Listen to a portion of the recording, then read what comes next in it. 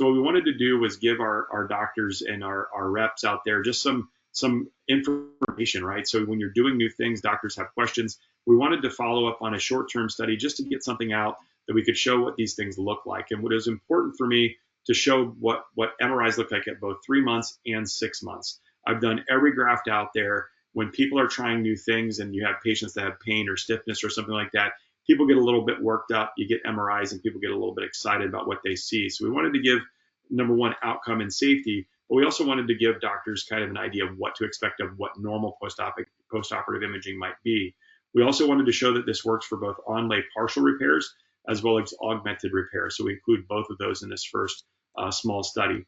This is the group that worked with me on it, and we're currently submitting it for publication right now. So case number one is a patient that failed non-operative management for well over 6 months. She presented to us with 6 months of pain and came to us on second opinion. You can see on the left preoperative image here that she's got a pretty aggressive bone spur with a very bad tendinosis, if not partial thickness intrasubstance tearing to the rotator cuff. And having failed conservative options, we gave her the option for an onlay repair. We performed a subacromial decompression. She did have a small upper border subscap repair, which I did perform with a single knotless anchor, and then we placed the graft on top. You'll see a little bit sometimes in patients that have a little bit more reactivity to the peak anchor, but that does resolve over time. But you can see that clearly the implant incorporated very nicely. The real thing I wanted to show was more of these bigger tears and show kind of how these things are acting in a larger environment. This is a 54-year-old gentleman, again, failed conservative management. I actually did not anticipate him having a very large tear. He failed a shot in therapy and came back after an MRI and had a massive tear retracted to the level of the glenoid. Luckily, when we got in the operating room, this was kind of a reverse L injury, so it actually easily mobilized to the lateral footprint. We performed our standard transosseous equivalent repair. We try to do this as tension-free as possible, and then we augmented this with a graft. We then had him come back at 3 months, and this was kind of one of the first ones that we really got a good view on ultrasound. Those of you guys that are not familiar with ultrasound, I'll give you my best tutorial here. This is the greater tuberosity in a coronal plane. This is the humeral head. And then this is the deltoid fascia. So everything between this and the bone is our subacromial space. The beauty of this implant is that the polyethylene bounces off the ultrasound waves very nicely. So those of you guys that are comfortable using ultrasound, you can really easily see your graft. And everything between the graft and the greater tuberosity is our rotator cuff. So we have a beautiful rotator cuff here in the footprint. We know we're in the right place where I put the graft because you can see the graft there. And then you can see this exuberant healing response above the graft as well. And when you look at the MRI that we got within a week of the ultrasound, you see the exact same thing. This is my lateral staple, so you know that's the end of my graft. You can see that darker tissue is our rotator cuff, and you can see the soft anchor that we placed in here for the rotator cuff repair. And then you can see everything above this is our implant. And what's really cool that we didn't really anticipate, or I didn't at least, was that we start to see healing both beyond medial and lateral of our graft itself. So the graft probably ended somewhere in here, and it definitely ended where the anchor was here. So all of this is extra material that's kind of healing in with this reactive material. And what we see and what we were hoping for is that that material would then mature and incorporate to the tendon in over 6 months. That is what we're seeing. So this patient did great. He's got great range of motion, and he's now approaching a year and a half out doing wonderfully. Another patient with high-grade partial tear on the infra and a full thickness tear on the supra. Double row repair, graft applied, again, exuberant healing response at that 3-month mark that resolves and remodels over the 6-month mark with another great outcome.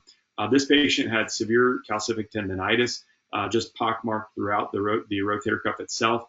By the time I got done debriding it, we had created a fairly ugly bursal-sided injury. We simply place our graft on top of this. Again, these are the things that I'm trying to make docs understand, that this is not necessarily a bad problem. This is certainly larger than the graft that we put in, but what we see is this exuberant healing response that will then remodel over time and then incorporate into our graft. So we're seeing this reproducibly, and we're seeing good results with it. Now, this is a little more interesting of a case. This is a case my partner sent to me. Nobody likes to send cuffs back to other doctors, but this was something that the doctor was concerned he didn't have a tool for. This is an MRI arthrogram. I have seen MRI arthrograms that have been put into the tendon, so I didn't fully suspect that this was real. So I repeated the MRI, and lo and behold, there was definitely a real myotendinous type injury, and we can see how deep it is. It's right at the level of the AC joint. very difficult to access from a graft standpoint. So we decided we would give it a whirl and see how it goes. On the intra-articular portion of the surgery, the articular capsule is intact and the deep cuff is intact, but the bursal side you can see is just kind of dog meat. It's been chewed up and spit out. So we debrided that partial thickness bursal sided injury.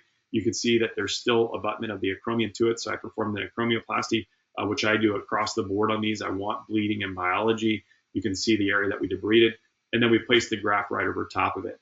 And for those of you guys that are familiar with putting these implants in, it's very hard to get anywhere near the AC joint. So you can see I'm not even to the AC joint medially, but I got as close as I could. But that was kind of my goal, was to get there. The beauty of this is that healing response. So what we see is that already I'm starting to see this exuberant healing response. That's our AC joint. We're not quite there yet, but it's already thickening at 3 months. And you can see on another cut that it is starting to extend to that area. And then again, the beautiful part of this 6 months remodeling, incorporation, and thickening of that tendon. And to keep me on this, having that anatomic land point of that medial clavicle, that's exactly where we were with our injury, where we wanted to repair. And that's where we ended up hitting the home run. This lady's a hairdresser. She's now got an issue on her other shoulder, and she is ecstatic. She was back to work full time at 3 months. Another patient, full thickness retracted tear, repair, good healing, exuberant response, 6 months incorporation. I've only got a few more. We only did our first 10 here. Full thickness, small, what I thought was going to be partial thickness tear. As we got in there, the bursal side was partial thick or small, but the articular surface actually opened wide. It was about 3 centimeters deep on the articular side. So we placed 2 medial row anchors deep and then brought it down to 2 lateral rows, augmented with our graft. And again, exuberant healing response in that first 3 months. That's normal for me. And now we see that remodeling by 6 months. So very reproducible. Another full thickness injury. This one more large on the bursal side, a little bit smaller on the articular side. Again, double row repair, graft in place, exuberant healing response at that 3 month mark. That will then resolve by that 6 months. And then I'm going to skip to the last one here that was really interesting. Another case where I've had a handful of these, and you may have seen these. This is basically just kind of, there's almost no real tissue here. And when you have patients like this that are functionally good as far as they have motion but have pain, I really worry about injections on these patients. I really worry about delayed management. I don't know other options to do other than to try grafts. So we went in, you can see on the articular surface, again, it almost looks like crab meat. My goal is to not mess with this stuff. I try to debride a little bit just so I can see, but I don't want the graft to fall, or the tissue to fall apart. We augment with our implant. And again, we see this exuberant healing response at that 3 months. And then we start to see incorporation and thickening and more kind of normal function of that tendon. And this patient was pain-free by the 3 month mark with full motion.